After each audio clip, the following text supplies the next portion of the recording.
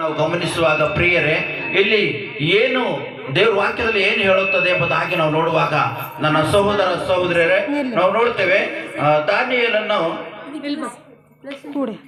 ದೇವರ ಪ್ರಾರ್ಥನೆ ಅವನಿಗೆ ಬಂದ ಉತ್ತರ ಎಂಬುದಾಗಿ ನಾವು ನೋಡ್ತೇವೆ ಪ್ರಿಯರೇ. ದಾನಿಯೇಲನು ದೇವರಿಗೆ ಯಾವ ರೀತಿಯಾಗಿ ಆತನು ಪ್ರಾರ್ಥನೆ ಮಾಡಿದ್ದಾನೆ ಮತ್ತು ಆತನು ಪ್ರಾರ್ಥನೆ ಮಾಡುವುದಕ್ಕೆ ಕಾರಣವೇನು ಎಂಬುದಾಗಿ ಕೂಡ ನಾವು ವಾಕ್ಯದಲ್ಲಿ ನೋಡ್ತಕ್ಕಂಥವರಾಗಿರ್ತೇವೆ. ವಿಶೇಷವಾಗಿ ನಾವು ನೋಡಬೇಕಾದ್ರೆ ಇವತ್ತಿನ ದಿವಸ ಈ ಒಂದು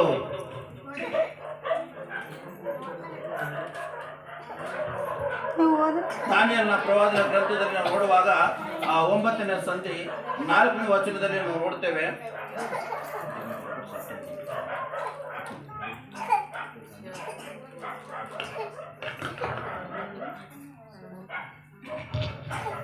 ಈ 4ನೇ ಬಿ ಭಾಗದಲ್ಲಿ ನಾವು ನೋಡ್ತೇವೆ. ಅಲ್ಲಿ ದಾನಿಯೇಲನು ಏನು ಹೇಳ್ತಾನೆ ಎಂಬುದಾಗಿ ನೋಡುವಾಗ ಆತನು ಹೀಗೆ ವಿನಯಿಸುತ್ತಾನೆ. ಆತನು ಹೀಗೆ ಯೆಹೋವ ದೇವರಿಗೆ ಆತನು ವಿನಯಿಸುವನಾಗಿದ್ದಾನೆ ಎಂಬುದಾಗಿ ನೋಡ್ತೇವೆ.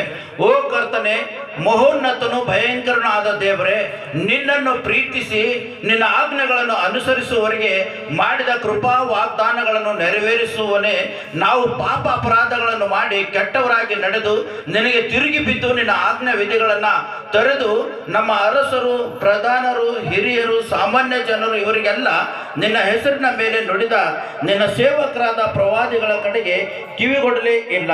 ಕರ್ತನೆ, ನೀನು ಧರ್ಮಸ್ವರೂಪ, ನಾವು ನಾಚಿಕೆಗೀಡಾದವರು ಎಂಬುದಾಗಿ ಆತನು ಹೇಳುತ್ತಾನೆ. ಇಲ್ಲಿ ನಾವು ನೋಡ್ತೇವೆ, ಆತನು ಓ ಕರ್ತನೆ, ಮಹೋನ್ನತನಾದ ದೇವರೇ, ಭಯಂಕರನಾದ ದೇವರೇ, ನಿನ್ನ ವಿಜ್ಞಾಪನೆಗಳನ್ನ ನಾವು ಏನ್ ಮಾಡಿದೆವು ಅಂತ ಕೇಳಲಾರದೆ ಇರತಕ್ಕಂಥವರಾಗಿದ್ದೇವೆ ಎಂಬುದಾಗಿ ಆತನು ಹೇಳುತ್ತಾನೆ. ನಮ್ಮ ಹಿರಿಯರು ನಿನ್ನ ಆಜ್ಞೆಗಳನ್ನ ಅನುಸರಿಸಿ ನಡೆಯದೇ ಇದ್ದ ಕಾರಣ ಅಲ್ಲಿ ನಾವು ನೋಡ್ತೇವೆ, ಆ ಒಂದು ಸಮಯದಲ್ಲಿ ದಾನಿಯೇಲನು ಆ ಪ್ರವಾದಿ ಮುಖಾಂತರವಾಗಿ ಆ ಒಂದು ಸ್ಥಳದಲ್ಲಿ ನಾವು ನೋಡ್ತೇವೆ, ಆ ಜನರು ಯಾವ ರೀತಿಯಾಗಿ ಇದ್ದರು ಎಂಬುದಾಗಿ ಪಾಪದಲ್ಲಿ ಇರ್ತಕ್ಕಂಥ ಜನರಾಗಿದ್ದರು. ಅದನ್ನ ನೋಡಿರ್ತಕ್ಕಂಥ ಈ ದಾನಿಯೇಲನು ಆ ಒಂದು ಹಿರಿಯರು ಅವರಿಗೋಸ್ಕರವಾಗಿ ಆತನು ಉಪವಾಸವಾಗಿರ್ತಾನೆ ಎಂಬುದಾಗಿ ನಾವು ನೋಡ್ತೇವೆ ಪ್ರೇರೆ. ಒಂದು ಗೊತ್ತು ಮಾಡಿಕೊಳ್ಳುತ್ತಾನೆ ಆತನು ಎಷ್ಟು ದಿನಗಳಂತ 70 ದಿನಗಳು ಎಂಬುದಾಗಿ ನೋಡುತ್ತೇವೆ ಪ್ರೇರೆ.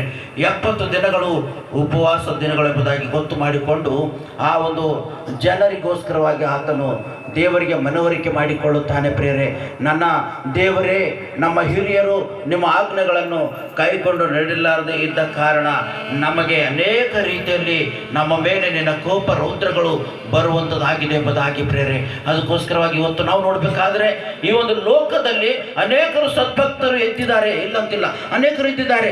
ಆದರೆ ಅವರೆಲ್ಲರೂ ದೇವರ ವಾಕ್ಯಗಳನ್ನು ಗಮನಿಸ್ತಾ ದೇವರ ವಾಕ್ಯದಲ್ಲಿ ಏನಿದೆ ಎಂಬುದಾಗಿ ಅನೇಕರು ಅಂದುಕೊಂಡು ಆ ಒಂದು ವಾಕ್ಯವನ್ನು ಅನುಸರಿಸ್ತಾ ಇದ್ದಿದ್ದಾರೆ ಪ್ರೇರೆ. ಇವತ್ತು ನೀವು ಯಾವ ರೀತಿಯಾಗಿ ಅನುಸರಿಸ್ತಾ ಇದ್ದಿದ್ದೇವೆ ನಮ್ಮ ಜೀವಿತದಲ್ಲಿ? ಇವತ್ತು ನಾವು ನೋಡಬೇಕಾದ್ರೆ ಮಂಗಲಮರ ಜೀವಿತದಲ್ಲಿ ಅವರು ಉಪವಾಸವಿದ್ದ ತರುವಾಯ ನಮಗೆ ಏನೆಲ್ಲ ಸಿಗುತ್ತದೆ ಎಂಬುದಾಗಿ ಮಗಳು ಅರ್ಥ ಮಾಡಿಕೊಂಡು ಉಪವಾಸವಾಗಿದ್ದಾರೆ. ಯಾಕೆ? ಧರ್ಮಶಾಸ್ತ್ರ ಅವರು ಅರ್ಥ ಮಾಡಿಕೊಂಡಾಗ, ಧರ್ಮಶಾಸ್ತ್ರ ಓದಿದ ಮೇಲೆ ಅವರಿಗೆ ಅರ್ಥ ಆಗಿದೆ ಪ್ರೇರೆ ಉಪವಾಸದಲ್ಲಿ ಏನಿದೆ ಎಂಬುದಾಗಿ. ಇವತ್ತು ದಾನಿಯೇಲನು ಕೂಡ ಉಪವಾಸದಲ್ಲಿ ಏನಿದೆ ಎಂಬುದಾಗಿ ಆತನು ನಮಗೆ ತಿಳಿಸಿಕೊಟ್ಟಿದ್ದಾನೆ ಎಂಬುದಾಗಿ ನೋಡ್ತೇವೆ. ಇದೇ ಒಂದು ಧರ್ಮಶಾಸ್ತ್ರ ಓದಿರ್ತಕ್ಕಂಥ ದೇವರು ಯೇಸು ಕ್ರಿಸ್ತನು, ಪ್ರಿಯವಾದವರೇ, ಯೇಸು ಕ್ರಿಸ್ತನು ಕೂಡ ಆತನು 40 ದಿವಸಗಳು ಉಪವಾಸ ಮಾಡಿದನೆಂಬುದಾಗಿ ನೋಡ್ತೇವೆ. 40 ದಿವಸ ಉಪವಾಸಗಳು ಮಾಡಿದ ಮೇಲೆ ಅಲ್ಲಿ ನಾವು ನೋಡ್ತೇವೆ, ಆತನಿಗೆ ದೇವರಾತ್ಮನು ಎಲ್ಲೋ ಇದ್ಬಿಟ್ಟನಂತ್ರಿ, ದೇವರಾತ್ಮನ ಆತನಿಗೆ ಎಲ್ಲೋ ಬಿಟ್ಟನಂತ ಅಡವಿಗೆ ಒಯ್ದು ಬಿಟ್ಟನು ಎಂಬುದಾಗಿ ನೋಡ್ತೇವೆ. ಆ ಅಡವಿಯಲ್ಲಿ ಯಾರು ಸಿಗೋದಿಲ್ಲ ಪ್ರೇರೆ, ಆತನ ಜೊತೆಗೆ ಮಾತಾಡೋರು ಯಾರು ಸಿಗೋದಿಲ್ಲ. ಅದಲ್ಲದೆ ಅಲ್ಲಿ ಅಡವಿಯಲ್ಲಿ ತಿನ್ನುವುದಕ್ಕೆ ಕುಡಿಯುವುದಕ್ಕೆ ಏನು ಸಿಗಲಿಲ್ಲ. ಅಂಥ ಸಮಯದಲ್ಲಿ ಸೈತಾನನ ಶೋಧಕನು ಬರುತ್ತಾನೆ ಪ್ರೇರೆ. ಇವತ್ತು ಮಂಗಲಮ್ಮರು ಕೂಡ ಅವರು ಈ ಒಂದು 50 ದಿನಗಳು ಉಪವಾಸ ಮಾಡಿರ್ತಾರೆ. ಆ ಉಪವಾಸದ ದಿನಗಳಲ್ಲಿ ಏನೆಲ್ಲ ಸೈತಾನನ ಶೋಧನೆಗೆ ಒಳಗೆ ಮಾಡಿರ್ಬೋದು, ಆ ಮಗಳಿಗೆ ಸೈತಾನನ ಶೋಧನೆಗೆ ಒಳಗೆ ಮಾಡಿರ್ಬೋದು. ಆದರೆ ಅಲ್ಲಿ ನಾವು ನೋಡ್ತೀವಿ, ಯೇಸು ಕ್ರಿಸ್ತನಿಗೆ ಸೈತಾನನ ಶೋಧನೆಗೆ ಒಳಗೆ ಮಾಡುವಾಗ ಅಲ್ಲಿ ಏನು ಹೇಳಿದ್ರಿ, ಸೈತಾನ ಬಂದು ಯೇಸು ಸ್ವಾಮಿಗೆ ಹೇಳುತ್ತದೆ, ನೀನು ದೇವರ ಮಗನಾಗಿದ್ದರೆ ಈ ಕಲ್ಲುಗಳಿಗೆ ಅಪ್ಪಣೆ ಕೊಡು, ರೊಟ್ಟಿ ಆಗುವಂತೆ ಅಪ್ಪಣೆ ಕೊಡು, ಇದು ತಿನ್ನು ಎಂಬುದಾಗಿ ಆತನು ಹೇಳುತ್ತಾನೆ. ಆದರೆ ಯೇಸು ಸ್ವಾಮಿ ಒಂದೇ ಮಾತು ಹೇಳುತ್ತಾರೆ ಆತನಿಗೆ, ಏನಂತ? ಮನುಷ್ಯನು ರೊಟ್ಟಿ ತಿಂದ ಮಾತ್ರದಿಂದ ಬದುಕುವುದಿಲ್ಲ, ದೇವರ ಬಾಯಿಯಿಂದ ಹೊರಡುವ ಪ್ರತಿಯೊಂದು ಮಾತಿನಿಂದಲೂ ಮನುಷ್ಯನು ಬದುಕುತ್ತಾನೆ ಎಂಬುದಾಗಿ. ಗೊತ್ತೆಷ್ಟು ಜನ ನಾವು ನಂಬಿದ್ದೇವೆ. ನಂಬಿಕಸ್ಥರಾಗಿರ್ತಕ್ಕಂಥ ನಾವು ಅನೇಕರು ಒಂದು ದೀಕ್ಷಾ ಸ್ನಾನ ತೆಗೆದುಕೊಂಡಿರ್ತಕ್ಕಂಥ ನಾವುಗಳಾಗಿದ್ದೇವೆ ಮತ್ತು ಯೇಸು ಕ್ರಿಸ್ತನ ಹೆಸರಿನಲ್ಲಿ ರಕ್ಷಣೆ ಹೊಂದಿರತಕ್ಕಂಥ ನಾವು ಆಗಿದ್ದೇವೆ ಪ್ರಿಯರೇ. ಅದಕ್ಕೋಸ್ಕರವಾಗಿ ಆ ರಕ್ಷಣೆ ಯಾರಿಂದ ಸಿಗ್ತಕ್ಕಂಥದ್ದು? ನಮ್ಮ ತಂದೆಯಾದ ಯೇಸು ಕ್ರಿಸ್ತನಿಂದಲೇ ನಮಗೆ ರಕ್ಷಣೆ ಉಂಟು ಎಂಬುದಾಗಿ ಗೊತ್ತು ಅನೇಕರು ತಿಳಿದುಕೊಂಡಿದ್ದೇವೆ. ಆದರೂ ಕೂಡ ಏನಾಗ್ತಾ ಇದೆ? ದೇವರ ಆಜ್ಞೆಗಳನ್ನು ಪರಿಪಾಲಿಸುತ್ತಾ ಇಲ್ಲ. ಇನ್ನೂ ಕೂಡ ದಾನಿಯೇಲನು ಆತನು ಹೇಳುತ್ತಾನೆ, ನಮ್ಮ ಹಿರುಗಳು ನಿನ್ನ ಆಜ್ಞೆಗಳನ್ನು ಪರಿಪಾಲನೆ ಮಾಡದೇ ಇದ್ದಾಗ ಅನೇಕ ರೀತಿಯಲ್ಲಿ ಈ ರೀತಿಯಾಗಿ ಕಷ್ಟಗಳು ಅಲ್ಲಿ ಬಂದಿರುವುದರಿಂದ ಆತನು ಪ್ರಾರ್ಥನೆ ಮಾಡುತ್ತಾ ಇದ್ದಾನೆ ಪ್ರಿಯರೇ. ಇದು ನಾನು ಓದಿರ್ತಕ್ಕಂಥದ್ದು ಪ್ರಾರ್ಥನೆ ಪ್ರಿಯರೇ. ಅದಕ್ಕೋಸ್ಕರವಾಗಿ ಆ ಒಂದು ಪ್ರಾರ್ಥನೆ ಮೂಲಕವಾಗಿ ಆತನಿಗೆ ಏನಾಗಿದೆ? ದೇವರಿಂದ ಬಂದ ಉತ್ತರ ಎಂಬುದಾಗಿ ಕೂಡ ನಾವು ನೋಡ್ತಕ್ಕಂಥವರಾಗಿರ್ತೇವೆ. ಅದಕ್ಕೋಸ್ಕರವಾಗಿ ಅಲ್ಲಿ ಕೂಡ ನಾವು ನೋಡುವಾಗ ಯೇಸು ಕ್ರಿಸ್ತನು ಆ ಒಂದು ಶೋಧಕನಿಗೆ ಒಳಗಾಗದೆ ದೇವರ ಮುಂದೆ ತನ್ನನ್ನು ತಾನು ತಗ್ಗಿಸಿಕೊಂಡನಾಗಿದ್ದು ಪ್ರಿಯರೇ. ಆತನು ಪರಿಶುದ್ಧಾತ್ಮನ ಆಶೀರ್ವಾದ ಹೊಂದಿರತಕ್ಕಂಥ ರಕ್ಷಕನಾಗಿರುವಂಥ ಆತನಾಗಿದ್ದಾನೆ ಪ್ರಿಯರೇ. ಅದಕ್ಕೋಸ್ಕರವಾಗಿ ಆತನು ಹೇಳುತ್ತಾನೆ, ನಾವು ನೋಡಬೇಕಾದ್ರೆ ಒಂದು ಸಮಯದಲ್ಲಿ ಮೂಕ ದೆವ್ವ ಹಿಡಿದಿರ್ತಕ್ಕಂಥ ಒಬ್ಬ ವ್ಯಕ್ತಿ ಇರ್ತಾನೆ. ಆ ವ್ಯಕ್ತಿಗೆ ಆತನ ಶಿಷ್ಯರಿಂದ ಆ ದೆವ್ವ ಬಿಡಿಸದೆ ಆಗದೆ ಹೋಯಿತು ಎಂಬುದಾಗಿ ನೋಡ್ತೇವೆ. ಆ ದೆವ್ವ ಬಿಡಿಸದೆ ಆಗಿರುವುದರಿಂದ ಆ ಶಿಷ್ಯರು ಹೇಳುತ್ತಾರೆ, ಸ್ವಾಮಿ, ಈ ಕಾರ್ಯ ನಮ್ಮಿಂದ ಯಾಕೆ ನಡೆಯದೆ ಹೋಯಿತು ಎಂಬುದಾಗಿ. ಆ ಸಮಯದಲ್ಲಿ ಯೇಸು ಸ್ವಾಮಿ ಒಂದು ಮಾತು ಹೇಳುತ್ತಾರಲ್ಲ, ತನ್ನ ಶಿಷ್ಯರಿಗೆ ಹೇಳುತ್ತಾರೆ, ನೀವು ಉಪವಾಸವಾಗಿದ್ದು ಪ್ರಾರ್ಥನೆ ಮಾಡಿರಿ, ಆಗ ಈ ದೆವ್ವಗಳು ಬಿಟ್ಟು ಹೋಗುತ್ತವೆ ಎಂಬುದಾಗಿ. ಅದೇ ರೀತಿಯಲ್ಲಿ ಪ್ರಿಯರೇ, ನಮ್ಮ ಜೀವಿತದಲ್ಲಿ ಕೂಡ ಅನೇಕ ಕಷ್ಟ ನೋವುಗಳು ಬಂದೇ ಬರುತ್ತವೆ ಅಲ್ಲ. ಎಂತೆಂಥ ಕಷ್ಟಗಳಂದ್ರೆ ಅನೇಕ ರೀತಿಯಲ್ಲಿ ಗಂಡ ಹೆಂಡತಿಯರ ಮಧ್ಯದಲ್ಲಿ ನಾನಾ ವಿಧವಾದ ರೀತಿಯಲ್ಲಿ ಕಷ್ಟಗಳು ಬರತಕ್ಕಂಥವುಗಳಾಗಿರ್ತವೆ. ಅನೇಕ ಜನರು ಅದನ್ನು ಅರ್ಥ ಮಾಡಿಕೊಳ್ಳಲಾರದೆ ತಮ್ಮನ್ನು ತಾವೇ ಏನು ಮಾಡ್ಕೊಳ್ತಾರೆ ಅಂದರೆ ಮರಣಕ್ಕೆ ತುತ್ತಾಗಿ ಹೋಗುತ್ತಾರೆ. ಆದರೆ ಯೇಸು ಕ್ರಿಸ್ತನ ಮಾತುಗಳನ್ನು, ದೇವರ ವಾಕ್ಯಗಳನ್ನು ನಮ್ಮ ಜೀವಿತದಲ್ಲಿ ಇರುವುದಾದರೆ ಆ ಮಾತುಗಳು, ದೇವರ ವಾಕ್ಯಗಳು ನಮ್ಗೇನು ಮಾಡ್ತವೆ? ಮುಂದೆ ನಾವು ಯಾವ ರೀತಿಯಾಗಿ ಜೀವಿಸಬೇಕು ಅಂತಕ್ಕಂಥ ಮಾತುಗಳು ನಮಗೆ ಕಲಿಸಿಕೊಡ್ತಕ್ಕಂಥವುಗಳಾಗಿವೆ ಪ್ರಿಯರೇ. ಯೇಸು ಸ್ವಾಮಿಗೆ ನೋಡ್ರಿ, ಆ ಸಾಹಿತ್ಯವನ್ನು ಹೇಳಿದಾಗ ಯೇಸು ಸ್ವಾಮಿ ರೊಟ್ಟಿ ಮಾಡಿ ತಿಂದ್ರ ಮುಂದೆ ನೆರವೇರಬೇಕಾಗಿದ್ದ ಕಾರ್ಯಗಳು ನೆರವೇರ್ತಿದ್ವಾ? ಇಲ್ಲ ಪ್ರಿಯರೇ, ನೆರವೇರ್ತಿರ್ಲಿಲ್ಲ. ಅದಕ್ಕೋಸ್ಕರವಾಗಿ ಇಲ್ಲಿ ಕೂಡ ಇವತ್ತಿನ ದಿವಸ ಮಗಳು ಮಂಗಲಮ್ಮರು ಅನೇಕ ರೀತಿಯಲ್ಲಿ ನಾನು ಬಂದು 3 ವರ್ಷಗಳಾಯಿತು, ಅವ್ರು ನೋಡ್ತಾ ಇದ್ದೇನೆ. ಅವರು ಯಾವಾಗಲೂ 3 ವರ್ಷ ಸತತವಾಗಿ ಅವರು ಉಪವಾಸವಾಗಿದ್ದು ಒಂದೊಂದು ದಿನ ಅವರು ಒಂದು ಕೂಟವನ್ನು ಏರ್ಪಡಿಸ್ಕೊಳ್ತಾ ಇದ್ದಾರೆ ಪ್ರತಿ ವರ್ಷ. ಅದು ಎಷ್ಟು ಖರ್ಚು ಬರ್ತದೋ ಗೊತ್ತಿಲ್ಲ, ಆದರೆ ಆ ಖರ್ಚಿಗೆ ಅವರು ಹೆದರ್ತಾ ಇಲ್ಲ. ದೇವರ ಆಶೀರ್ವಾದ ನನಗೆ ಬೇಕು ಎನ್ನುವಂಥದ್ದೇ, ದೇವರ ಕೃಪೆ ನನಗೆ ಬೇಕು ಎನ್ನುವಂಥದ್ದೇ ಆ ಒಂದು ನಿಟ್ಟಿನಲ್ಲಿ ಅವರು ಜೀವಿಸ್ತಾ ಇದ್ದಾರೆ ಪ್ರೇರೆ. ಹೌದು, ಇವತ್ತು ನೋಡ್ರಿ, ಅವ್ರ ಕುಟುಂಬ, ಅವ್ರ ಮನೆಯಲ್ಲಿ ಅನೇಕ ರೀತಿಯಲ್ಲಿ ಎಲ್ಲ ದೇವರ ಆಶೀರ್ವಾದದಿಂದ ಬರುತ್ತಾ ಇದೆ, ಸಿಗುತ್ತಾ ಇದೆ. ಬಹಳ ಸಂತೋಷ. ಅವ್ರ ಮಗಳು ಸಣ್ಣವಳಾಗಿರುವಾಗ ಬಹಳ ಕಿರಿಕಿರಿ ಇರ್ತಕ್ಕಂಥ ಮಗಳು. ದೇವರಿಗೆ ಎದ್ದು ಕಿರಿಕಿರಿ ಕಮ್ಮಿ ಮಾಡ್ತಾರೆ ಅನ್ನೋ ದೇವರೇ ಎಂಬುದಾಗ ಮಗಳು ಹೇಳ್ತಾ ಇದ್ರು ಮಂಗಲಮ್ಮವರು. ಆಗ ನೀವಾಗ ದೊಡ್ಡಕ್ಕೆ ಆಗ ಮಗಳು ಸ್ವಲ್ಪ ತಿಳುವಳಿಕೆ ಬಂದಿದೆ. ಆ ಮಗಳು ಯಾವುದೇ ಕಾರಣಕ್ಕೂ ಏನು ಮಾಡ್ತಾ ಇಲ್ಲ, ಹಠ ಹಿಡಿತಾ ಇಲ್ಲ. ತಾಯಿಗೆ ಸಮಾಧಾನದ ಮಗಳಾಗಿದ್ದಾಳೆ. ಮತ್ತು ಅವ್ರ ಕುಟುಂಬದಲ್ಲಿ ಅವ್ರ ಯಜಮಾನರು ಕೂಡ ಒಳ್ಳೆ ರೀತಿಯಲ್ಲಿ ತಮ್ಮ ಗಂಡ ಹೆಂಡತಿಯರ ದಾಂಪತ್ಯದ ಜೀವಿತದಲ್ಲಿ ಕೂಡ ಅವರು ಒಳ್ಳೆ ಉತ್ತಮವಾದ ಒಬ್ಬ ಯಜಮಾನರಾಗಿ ನಡೀತಾ ಇದ್ದಾರೆ ಎಂಬುದಾಗಿ ಅವ್ರು ಹೇಳ್ತಾ ಇದ್ದಾರೆ. ಬಹಳ ಸಂತೋಷ. ಮತ್ತು ವಿಶೇಷವಾಗಿ ನಾವು ನೋಡ್ಬೇಕಾದ್ರೆ ಅವ್ರ ಅಕ್ಕರಿಗೋಸ್ಕರವಾಗಿ ಕೂಡ ಅವರು ಪ್ರಾರ್ಥನೆ ಇರ್ತಕ್ಕಂಥವ್ರಾಗಿರ್ತಾರೆ. ಇವತ್ತು ಲಕ್ಷ್ಮೀ ಅಮ್ಮರು ಕೂಡ ತಮ್ಮದೇ ಆಗಿರ್ತಕ್ಕಂಥ ಕುಟುಂಬದಲ್ಲಿ ಇದ್ದುಕೊಂಡು ಜೀವಮಾನ ಮಾಡ್ತಕ್ಕಂಥವ್ರಾಗಿದ್ದಾರೆ.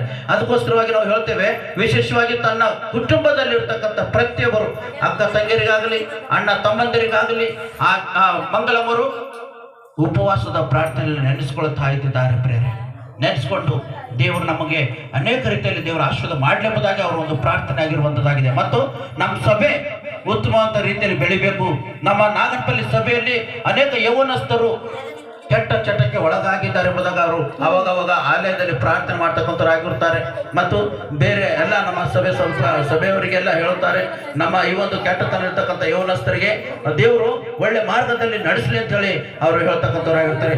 ಇದಕ್ಕಾಗಿ ಕೂಡ ಅವರು ಉಪವಾಸದ ಪ್ರಾರ್ಥನೆ ಮಾಡ್ತಕ್ಕಂಥ ಮಗಳಾಗಿದ್ದಾರೆ ಎಂಬುದಾಗಿ ನಾನು ಅನ್ನಿಸ್ತೇನೆ. ಇವತ್ತು ಮತ್ತು ನಮ್ಮ ಸಭೆ ಇನ್ನೂ ಹೆಚ್ಚಿನ ರೀತಿಯಲ್ಲಿ ಬೆಳಿಬೇಕೆಂಬುದಾಗಿ ಕೂಡ ಹೇಳ್ತಕ್ಕಂಥವ್ರು ಆಗಿದ್ದಾರೆ. ವಿಶೇಷವಾಗಿ ಇವತ್ತು ದಾನಿಯೇಲನು ಕೂಡ ನಾವು ನೋಡುವಾಗ ಆ ಒಂದು ಹಿರಿಯರು ಯಾಕೆ ಈ ರೀತಿಯಾಗಿ ಮಾಡಿದ್ರು ಎಂಬುದಾಗಿ ಆತನು ತಿಳಿದುಕೊಂಡು ಆತನು ಆ ಒಂದು ಉಪವಾಸದ ದಿನಗಳು ಆತನು ಪ್ರಾರ್ಥನೆ ಮಾಡಿ ದೇವರಲ್ಲಿ ಸದ್ದುತ್ತರವನ್ನು ಪಡೆದುಕೊಂಡನೆಂಬುದಾಗಿ ನೋಡ್ತೀವಿ. ಅದೇ ರೀತಿಯಲ್ಲಿ ಇವತ್ತಿನ ದಿವಸ ಮಂಗಲಮರಿಗೂ ಕೂಡ ದೇವರು ಒಳ್ಳೆ ಒಂದು ಆಶೀರ್ವಾದ ಮಾಡಿ ಆ ಮಗಳ ಮನೆಯಲ್ಲಿ ದೇವರು ಒಳ್ಳೆ ಶಾಂತಿ ಸಮಾಧಾನ ಕೊಟ್ಟು ಆಶೀರ್ವಾದ ಮಾಡಲೆಂಬುದಾಗಿ ನಮ್ಮ ಒಂದು ಪ್ರಾರ್ಥನೆ ಆಗಿರುತ್ತದೆ. ದೇವರ ವಾಕ್ಯವು ನಿಮ್ಮೆಲ್ಲರ ಆತ್ಮೀಯ ಧ್ಯಾನಕ್ಕಾಗಿ ಆಶೀರ್ವಾದ ಮಾಡಿ ಕಾಪಾಡಿ ನಡೆಸಲಿ.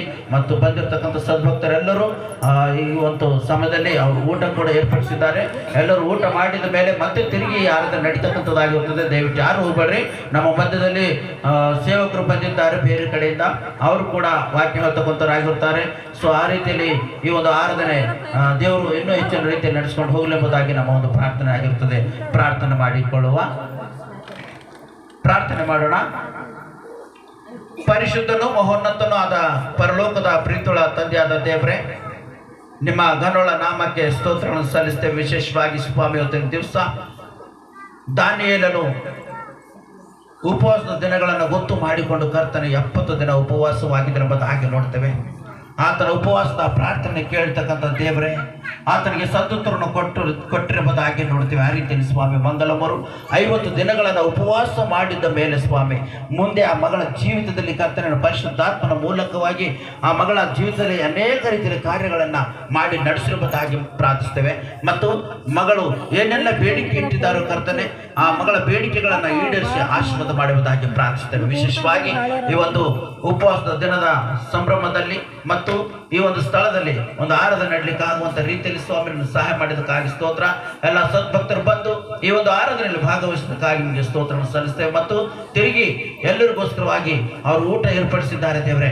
ಆ ಊಟವನ್ನು ನಾನು ಆಶೀರ್ವಾದ ಮಾಡು, ಅದನ್ನು ಪರಿಶುದ್ಧಾತ್ಮನ ಶಕ್ತಿಯನ್ನು ಅಭಿಷೇಕ ಮಾಡು ದೇವರೇ. ಅದನ್ನು ಉಂಡು ಕುಡಿದು ಎಲ್ಲರೂ ತೃಪ್ತರಾಗಿ ಮತ್ತು ಶಕ್ತಿ ಬಲ ಹೊಂದಿದವರಾಗುವಂತೆ ಸ್ವಾಮಿ ನಾನು ಆಶೀರ್ವಾದ ಮಾಡು. ಇದಕ್ಕೆ ಏನೆಲ್ಲ ಖರ್ಚು ವೆಚ್ಚ ಬಂದಿದೆ ದೇವರೇ, ಅದನ್ನು ಕೂಡ ನೀವು ಆಶೀರ್ವಾದ ಮೂಲಕವಾಗಿ ಆ ಮಗಳ ಜೀವಿತದಲ್ಲಿ ಮುಂದೆ ನೀವು ಮಾಡುವಂಥ ಪ್ರತಿಯೊಂದು ಉಪಕಾರಗಳನ್ನು ಮಗಳು ನೆನೆಸಿಕೊಳ್ಳುವಂತೆ ನಿನ್ನ ಕೃಪೆ ಅನುಗ್ರಹಿಸ್ತಾ ಬರಬೇಕೆಂಬುದಾಗಿ ಘನ ಮಾನ ಮಹಿಮೆ ನಿಮಗೆ ಸಲ್ಲಿಸುತ್ತೇವೆ. ಮುಂದೆ ನಡೀಲಿಕ್ಕಿರ್ತಕ್ಕಂಥ ಈ ಒಂದು ಕಾರ್ಯಕ್ರಮ ನಿನ್ನ ಆಶೀರ್ವಾದ ಮೂಲಕವಾಗಿ ನಡೆಸಿರಿ. ಯೇಸುವಿನ ನಾಮದಲ್ಲಿ ಪ್ರಾರ್ಥಿಸಿ ಬೇಡಿ ಹೊಂದಿದ್ದೇವೆ ನಮ್ಮ ತಂದೆಯೇ, ಆಮೆನ್. ಜಯ ಜಯ.